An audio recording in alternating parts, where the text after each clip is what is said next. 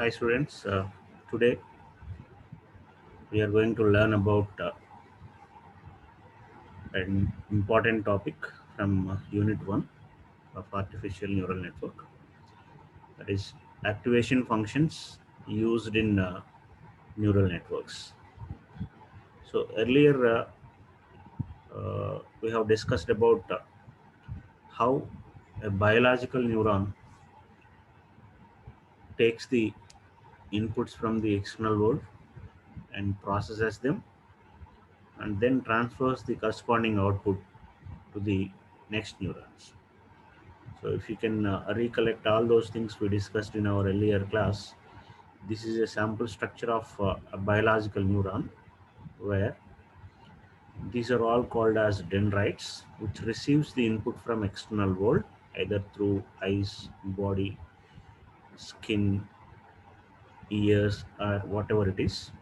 So dendrites, these are called dendrites. Dendrites receives the output from the input from the external world, and then there is a cell body called as soma where the processing of these inputs received through dendrites will happen with the help of a nucleus that is present in the cell body.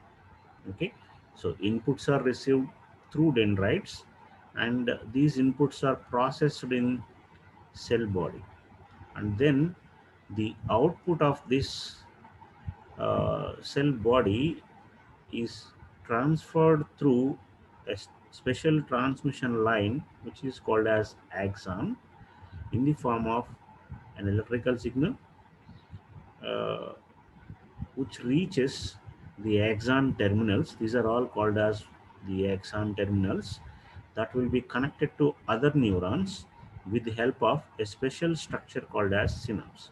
So here synapse will present to connect these axon terminals to the dendrites of other neurons. Okay, so this is how a biological neuron receives the input, processes them, and then transfers the corresponding output to the next neurons. Okay, similar to this, inspired by this structure of biological neuron, we will build an artificial neuron which works in similar fashion. So assume that this is the cell body, artificial neurons body. These are all inputs. X1 is input, X2 is input, X3 is input, and so on. You can have any number of inputs. And these are the weights that can be treated as strength of the corresponding inputs. W1, W2, W3, so on. You can have any number of weights based on the number of inputs. And a bias, which is used to correct the uh, sum of these x1 w1 x2 w2 and x3 w3, but there is always a bias connected with an input value 1 for every neuron that we build. Now this calculates the value as output by using the sum of these inputs plus bias. That is, the formula for calculating the output value from this neuron will be x1w1 plus x2w2 plus x3w3 plus b. Okay, and then this output will be forwarded to a special function, activation function, to produce the actual output of a particular neuron. So the formula for actual output of a particular neuron in any artificial neural network will be f of the value produced by the sum of multiplication of weights and inputs wi and xi, plus bias is always there. Okay, so if you observe this structure of artificial neuron, you can see that we are going to make use of some activation function to produce the final output of a particular neuron in a neural network. Okay, so we will see how many types of activation functions are there for use in a neural network, and what are the differences between these activation functions, what are the benefits and the disadvantages of each of those activation functions. Uh, we'll discuss all those things today, right? So just try to remember the position of this activation function in an artificial neuron. Okay, after producing the output from a neuron, we will pass it through an activation function to produce the final output, right? So let us start with the definition of activation function. Activation function in a neural network will decide whether a neuron will be activated or not, and transferred to the next layer based on whether it will be fired or not, uh, with respect to the value produced. Okay, so if a neuron fires, the output of that neuron will be forwarded to the next neuron. And remember that the next neuron always has a choice to accept or reject the corresponding input, which is coming from the other neuron based on the threshold value which is connected to it. If the input value coming towards it is greater than the threshold value, then it will accept the corresponding input, otherwise it will reject. So every neuron will have a choice of rejecting or accepting the corresponding input coming from the other neurons. So this activation function helps in identifying whether the neuron can be fired or not. That means will be activated or not. Okay, so for this reason, the activation functions are also referred to as the threshold or transformation for the neurons. Finally, which can converge the network values. Okay, and in another way, we can say that activation functions helps in normalizing the output of neurons. That means the actual domain of output values can be controlled by these activation functions, because the input values may be any values, ranging from minus infinity to plus infinity, but ultimately the neuron should produce a valid value within the range of the actual domain of output values. Okay, so we can see this activation function in that way also. So overall, the purpose of activation function is to receive the output from a neuron and produce a valid value that will be generated by the corresponding activation function. Okay, then these are the types of activation functions we are going to discuss today. So this list is not limited. There are number of activation functions available, but we'll discuss about only few here, starting with the linear activation function. The second one is a binary step activation function. Third one is sigmoid activation function. Fourth one is hyperbolic tangent activation function. The fifth one is a rectified linear unit, which is simply called as ReLU. The next one is a leaky ReLU, a variation of ReLU activation function. And finally, we will discuss about the softmax activation function. Okay, so we'll discuss about these few activation functions today. Remember that uh, these are not the only activation functions available.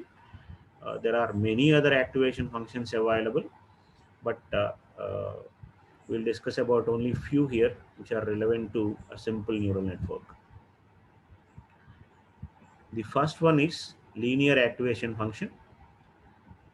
Uh, Look at this table. A linear activation function uses the equation f of x is equal to x. That means if x is the output of a neuron given to the activation function, then the output of the activation function is also x. That means this is the input to the activation function and this is the output of the activation functions. So whatever input comes to the activation function, the same value will be produced by the activation function. So that is the reason why the equation is given as f of x is equal to x. Therefore, The input values may range from negative infinity to positive infinity, as you can see it in the diagram. The graph shows it. If the input value is x, the same value will be produced. So whatever value is input, the same value is output also. Okay. So the line goes like this, as a straight line goes to the origin. Okay. If you look at the derivative of the actual function f of x, it is always going to be 1. You can see this dotted line in blue.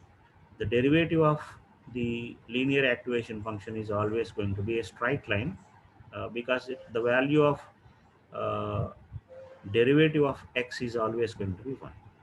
Okay. Therefore, we can see this neural network which uses a linear activation function as a simple linear regression model, which you might have studied in data warehousing and mining. Okay, a regression model builds the network, builds the model, and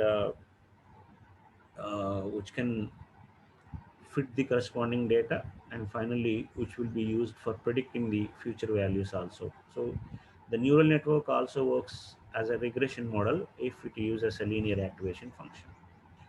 The problems with linear activation function is the differential result is always constant. Because of this reason, the neural network, if we use this linear activation function in a multi-layer perceptron network, all the layers will be collapsed into one, because of this differential layer. Because we'll make use of differential equations while training the neural network. So in multi-layer perceptrons, while training, the layers may collapse into one. So that is the biggest problem with linear activation function. Therefore, we move on to other activation functions. The second one is binary step function. A binary step function produces only two values, 0 or 1. If x is less than 0, that means if the input is less than 0, then the output produced by the activation function is 0. If the input value is greater than or equals to 0, then the output produced by the activation function is 1. So only 0 or 1 may be produced by this binary step function. So range is actually wrongly written here. Do not consider it. This is 0 or 1. The range of values produced by the binary step function is 0 or 1. The derivative of this binary step function is always going to be 0, because these are constants. The derivative of constants are going to be 0. So f dash of x is going to be 0. If you look at the graph of this binary step function, it looks like this: a step. Okay, for all the values less than 0, x values less than 0, y value is also 0. That is why the line is drawn over here. And starting with 0, the value is going to be 1. The output value is going to be 1. So for all these x values, the output value is going to be 1. So either 0 or 1 will be produced by this binary step function. And coming to the problems of this binary step function, the differential of binary step function is always going to be 0. Therefore, in backpropagation algorithm, the weight updation becomes difficult because of this differential value 0. Okay, and it can handle only a binary class problem. If you want to apply this for multi-class problem, it will become difficult for using this binary step function, right? So this is about binary step function. If you compare this linear activation function and the binary step function, linear activation function's range is minus infinity to plus infinity. Binary step function's range is 0 or 1. Please correct this: 0 or 1. Okay. Then third one is sigmoid or logistic function. Sigmoid function makes use of this equation. If the input of activation function is x, then the output of activation function will be calculated as 1 by 1 plus 1 plus 1 by 1 plus e power minus x. Okay, so I think you know what is the value of this e. It is equal to 2.71 something, approximately equals to 2.71 something. Therefore, you can use this formula to calculate the output of an activation function 1 by 1 plus e power minus x. And sigmoid function always produces a value between 0 and 1. The values produced is always going to be between 0 and 1. Okay. So the differential equation, that is derivative of this f dash of x, can be calculated as f of x into 1 minus f of x. The name of this function, activation function, is sigmoid because the curve, if you see the graph, the curve is S-shaped. The curve is S-shaped, and if you keep on increase the value of x, it goes like this in a S-shaped curve, right? And then derivative of this uh, activation function takes this form. Look at these blue dots, right? The problem with the sigmoid function is vanishing gradient and exploding gradient problem. If you look at this gradient of this sigmoid function, at this point it reached zero, right? It reached the corresponding x, and at this point it reached the corresponding x. Then after taking this consideration, any value after this, any x value after this always produces the same value, producing a gradient zero. That means a gradient vanishes here because there will be no difference after reaching this point. Okay, so up to this it is okay, but after reaching this point the gradients will vanish. Therefore the optimization becomes harder in neural networks. Okay, so hopefully this may not be understood at this point. After designing few neural networks in third unit and fourth unit, you will understand what is this vanishing gradient problem. Okay, I'll explain it later. As of now, assume that uh, the algorithms that we are going to use while training the neural networks makes use of derivatives, and the gradient disappears after a certain point. Okay, assume just like that, right?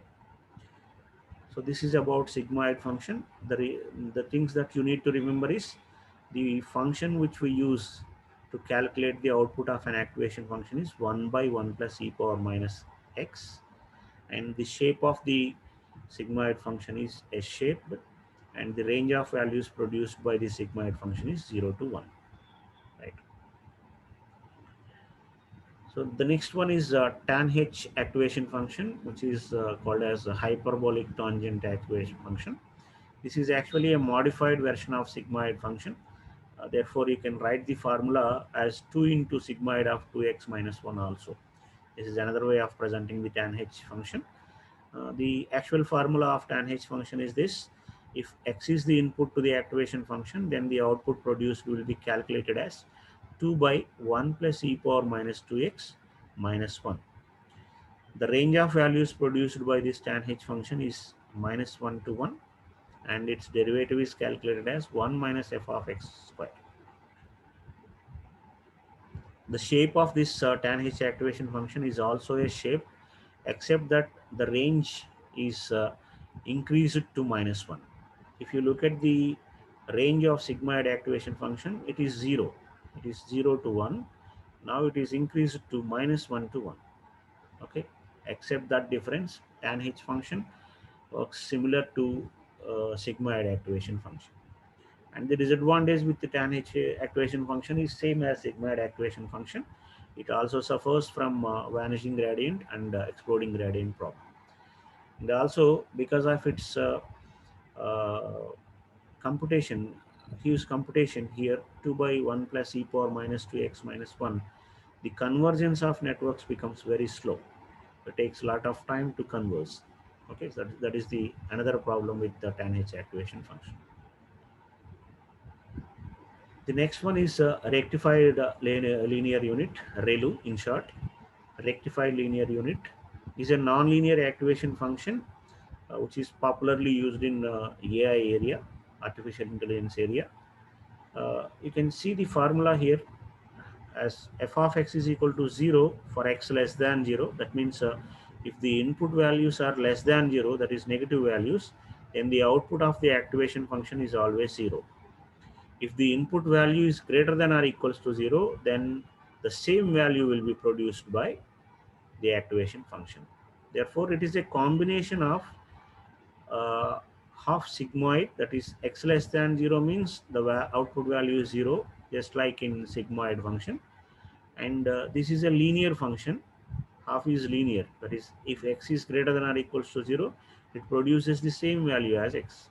Okay, therefore this is the first half is 0 in binary step function, just like in binary step function, and then the second half is a linear function. So it's a combination of binary step function and linear function. Okay, we can define this ReLU activation function as f of x is equal to max of 0 comma x also. You need to understand this.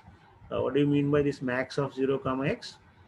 If x is less than 0, then the output will be 0. If x is greater than or equal to 0, then it becomes x. Okay, so the same is defined over here.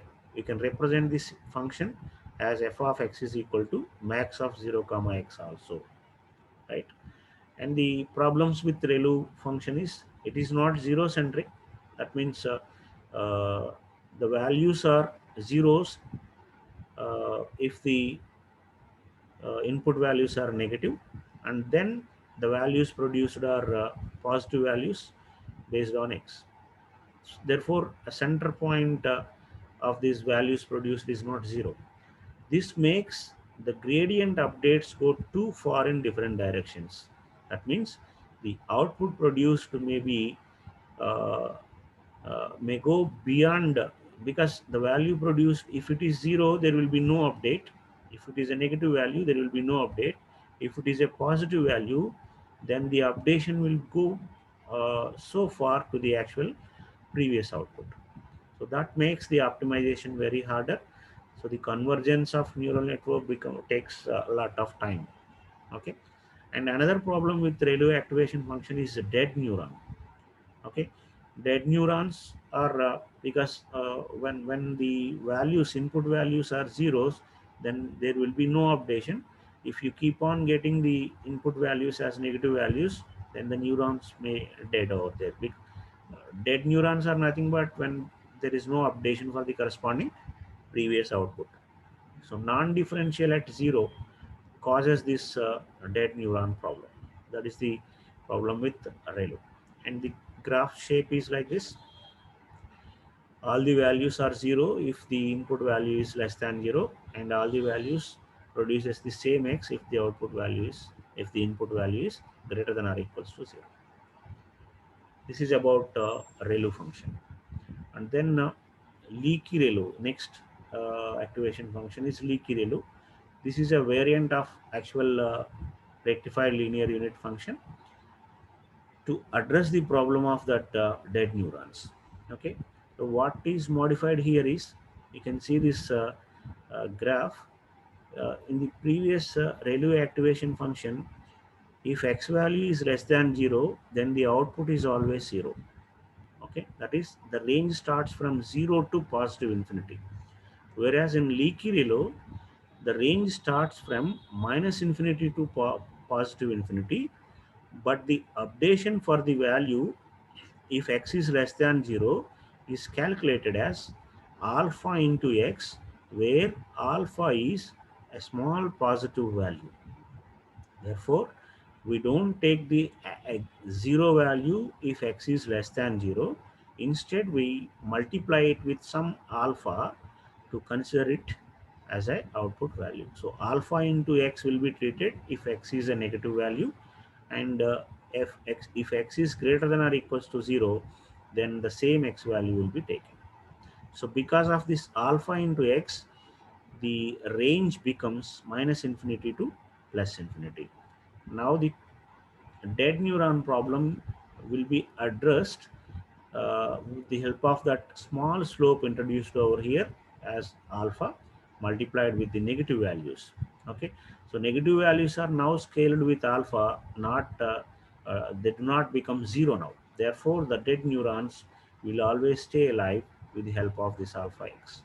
Okay, and the disadvantage of this leaky ReLU is leaky ReLU does not provide consistent predictions for negative input values, because it is always multiplied with a alpha value. If alpha is not properly chosen, then the predictions may go wrong.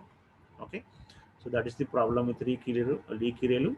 But the problem of dying neuron, which is in ReLU, may be solved with this leaky ReLU. There are other variants of ReLU also, but we are not going to discuss about them here. If you consider the differences between ReLU and leaky ReLU, this function is changed as alpha x for x less than 0. That makes the range of values to produce from this activation function as minus infinity to plus infinity. And the derivative of this f of x is now alpha and 1. For x less than 0, it becomes alpha. For x greater than or equals to 0, it is 1. Whereas in previous case, it is 0 and 1. Okay, and the last activation function that we are going to discuss today is softmax activation function. This is actually used in the last layer of the artificial neural network generally. Okay, the softmax function returns the probability for a data point belonging to each individual class.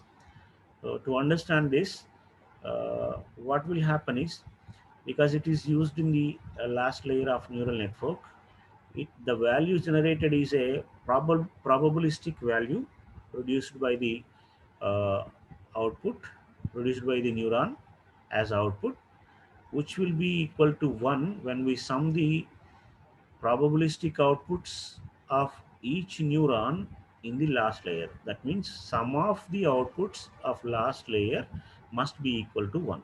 So in that manner, it will produce the output from a neuron.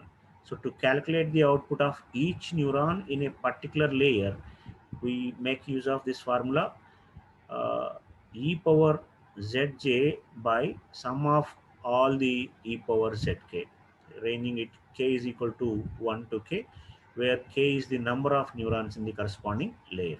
Okay, for j is equal to 1 to k.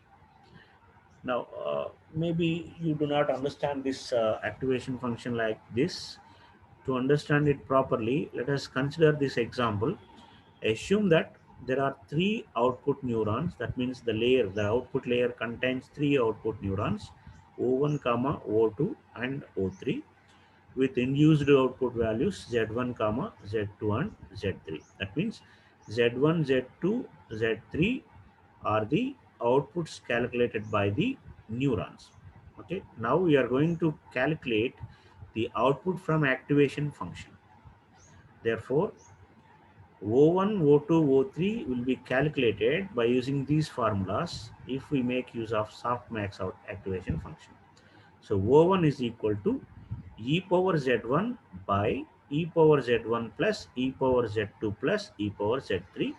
Similarly, O2 is calculated as e power z2 by e power z1 plus e power z2 plus e power z3, and O3 is calculated as e power z3 by e power z1 plus e power z2 plus e power z3, where z1, z2, z3 are the induced output values from the neurons, and the e value is 2.71 approximately, we all know.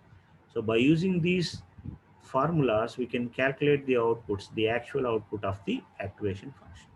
Okay.